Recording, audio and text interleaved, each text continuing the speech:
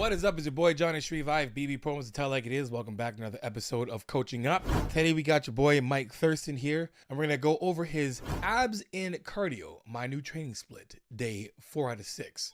We're gonna touch up on that again. It's the beginning of the year, new me, new you. Another good video here to critique on abs because everybody's got the whole question of, should I be training abs if I want to see my abs?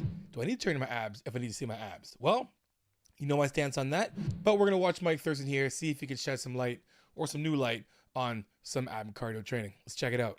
So I traditionally like to separate my core training from my other workouts. You don't have to, but for me personally, after I've done one of these training sessions on my app, I'm pretty exhausted both physically and mentally. So for me to go and train core for another 15, 20 minutes, I don't really want to do that. I'd rather just go in. All right, he's being honest. So it's always good to get different point of views as to when is the best time to train abs. I'm pretty sure most people, when they're looking for the most optimal way to do anything, they're basically looking around, being like, okay, let me see how this guy do it. Any better ideas of how to do this and how to time it in my day to make sure I can actually do my core? And to be honest, when it comes for me, again, I'm doing it early in the morning. I'm gonna do it with my morning routine. When it comes to my core training, I'm doing it to benefit my overall athletic performance. I'm not trying to do it to see abs. But again, if you want to get it out of the way, put it in the morning. Get up, stretch, do some core, maybe some cardio, whatever it is, your routine. My routine is cardio, core, stretch, and that's it. So try it out. Let's keep watching. For 20, 30 minutes and do it when I'm fresh, when I've got most concentration as well.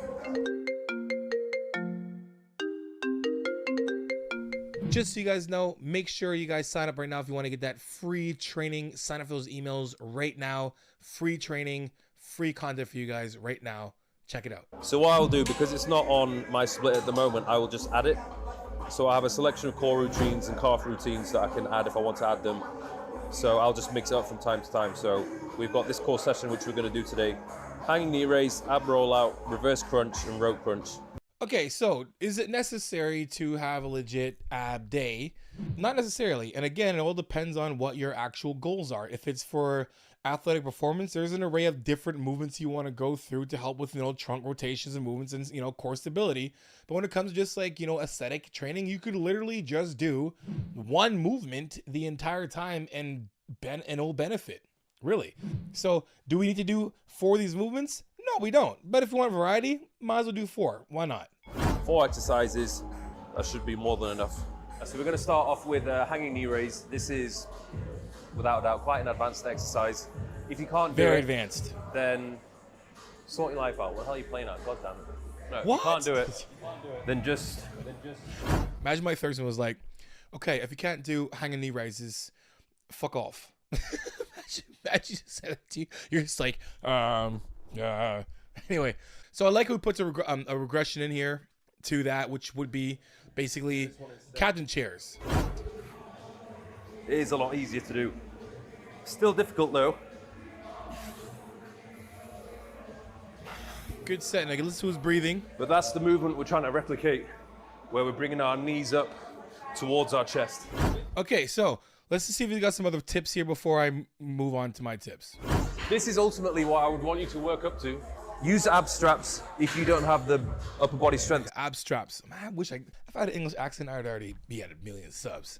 Imagine I had an English accent the entire time. All right, guys, today on Coaching Up here, we got Coaching Up Mike Thurston here. We're going to see about his ab workout, making sure it's optimal for your training. Imagine. But you're just going to tuck your knees up and then come down. Exhale at the top. Breathe in on the way down. All right, guys. Here are Mike Thurston's levels. All right, guys. We got super athlete, super CrossFit athlete, and then we got, I don't even know what next is, but this is not beginner. This is definitely an advanced movement here. But check it out, guys. I'm going to show you guys how you can optimize this movement and actually how to do this movement, as well as some regressions and how to approach those regressions. Check it out. Okay, so I do like the tips that Mike Thurston does give when you're doing core, but again, I do like starting from a full hang position, whether you're doing it from, the captain's chair or hanging knee raise. I do like getting the full extension so we can get used to engaging right from the bottom of the lift. So instead of having a hanging knee raise where we're like this and we keep on and we just kind of pull up from here, which is still really good, I do want you to exhale when we're contracting.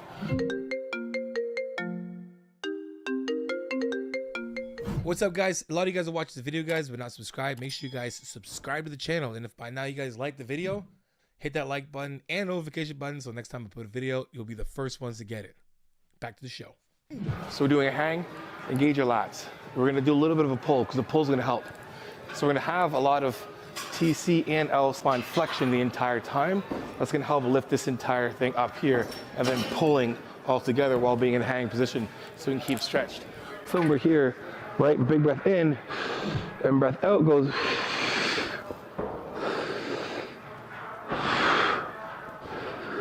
Right, so we can really, and we want that hip to come underneath, like Mike said. Now, when we're doing the toe to bar, we want to really flex into our core, pulling our core up and back almost. So when we're doing this, we're pulling up and back and down. So I'm engaging my core, pulling back, sitting back, engaging my core, pulling up, and then in. All right, there's a toe to bar. It's a lot more advanced, but if you can do that. The regression obviously is the captain's chair again. You can go all the way down, full extension, and then flexion all the way up, which is fine.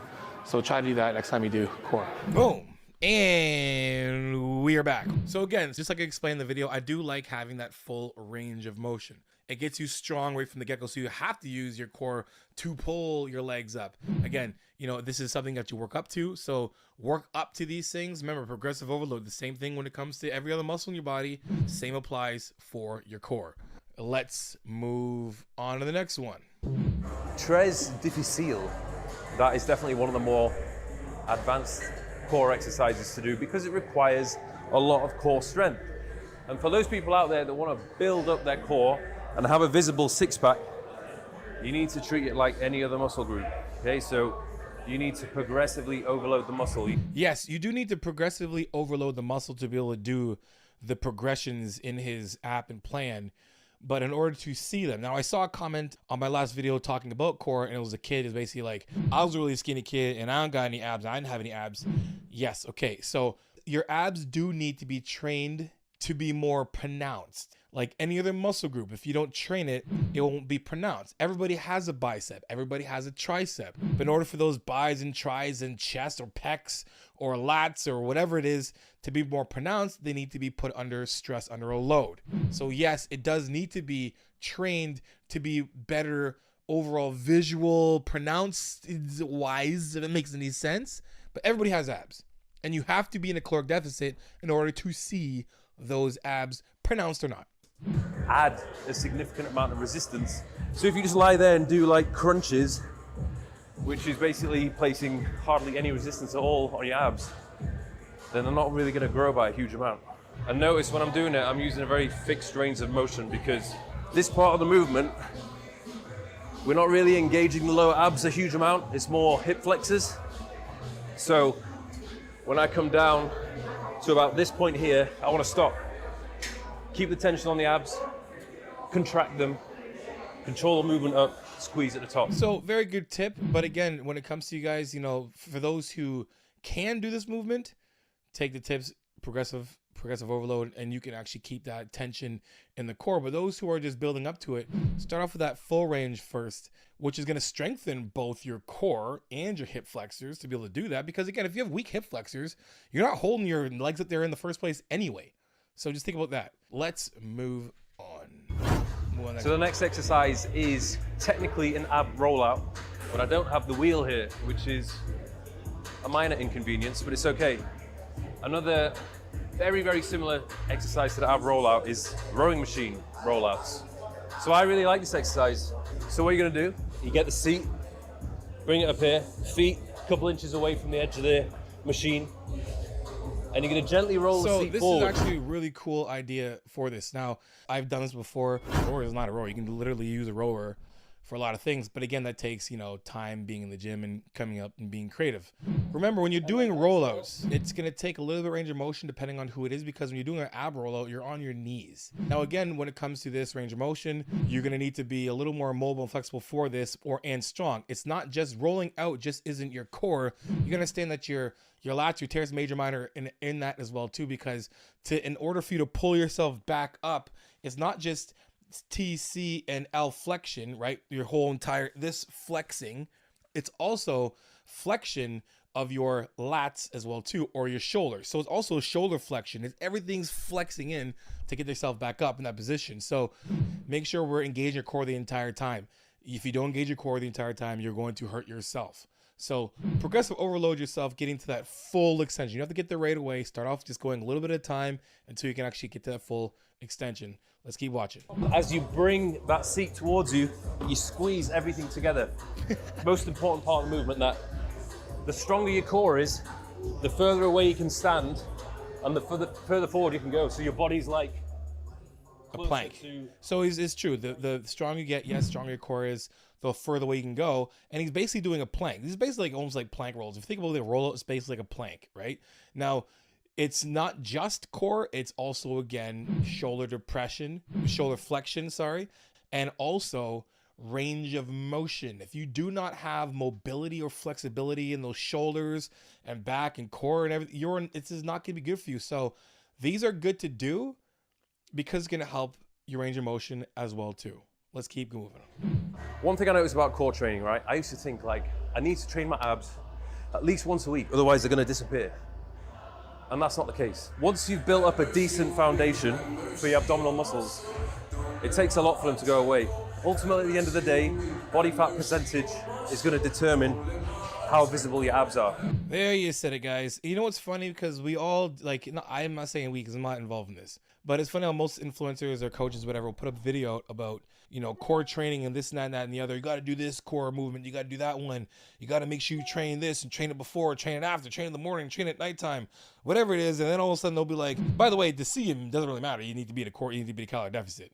You know what I'm saying? It's like, just say that right away from the get-go and reiterate it the entire video, so people don't just think that you can just do a bunch of core movements and all of a sudden see your abs. You have to be in a caloric deficit to see your abs. Now, one thing does happen if you don't train your core often enough, it's literally like you just train it for the first time, just like a person like myself. And I train core all the time. I can literally take a couple weeks off of training core and then train core again and then be like, oh my God, my core feels like I haven't trained it.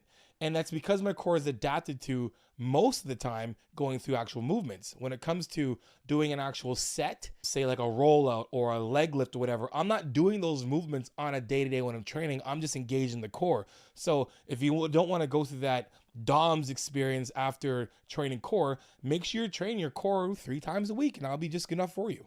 And again, for training purposes. And when I take a couple of weeks off core training because I'm being lazy, visually I don't really see a huge amount of difference, but performance-wise I notice a big difference. 100%. I notice my core is a lot weaker. There you go. Like, you know, man, I like Mike Thurston's all right. You know what I'm saying? He's all right dude. I like him.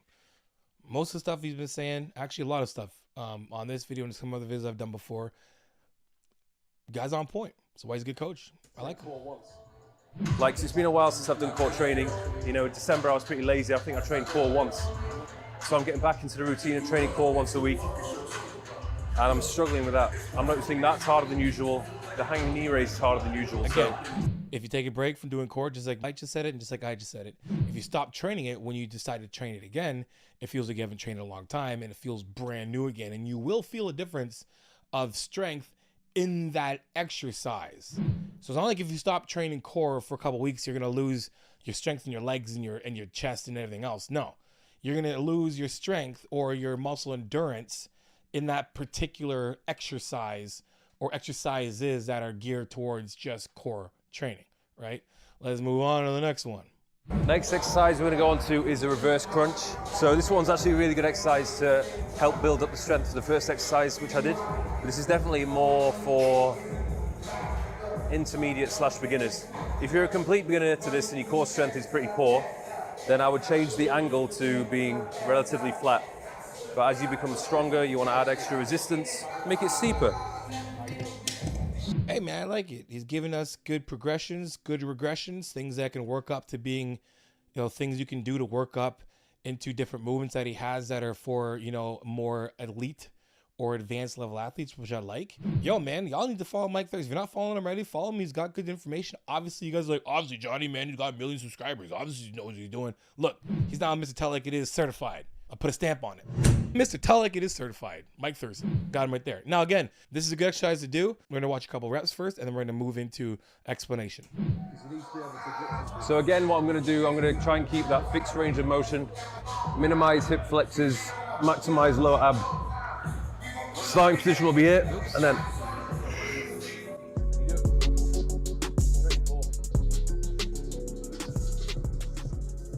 So guys got great core engagement, great core control, great everything. This is definitely a advanced movement, and it's definitely a type of regression to the hanging knee raise or hanging leg lifts. Again, he's emphasizing to make sure that we are engaging the core the entire time instead of just putting the load onto our hip flexors by just like lifting our legs up and down. We want that back to come off of the ground. Does that have to come off as high as his is? Not necessarily. Right? Because you look at, where his shoulder blades are, you don't really need to flex there that much more so than like where his chest and below is. Now, check this video here, guys. I'm going to show you guys how to optimize this movement and break it down just a little bit more for you guys to understand and maybe apply it to your next ab workout. Again, really good exercise. For this purpose of having this is make sure we have, this is obviously a little more advanced. So the regression to this would be you lying flat on the ground.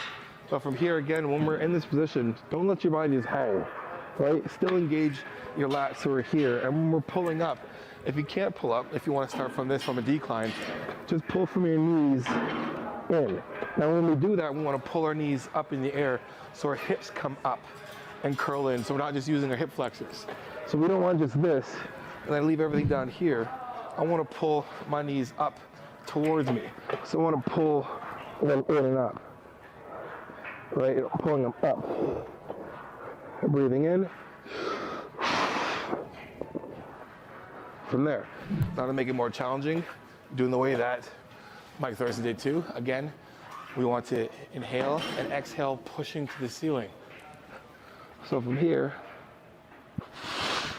right, and then from here, we can stay from here, from the top, and want to push all the way up. So from here, and then down. Pulling in.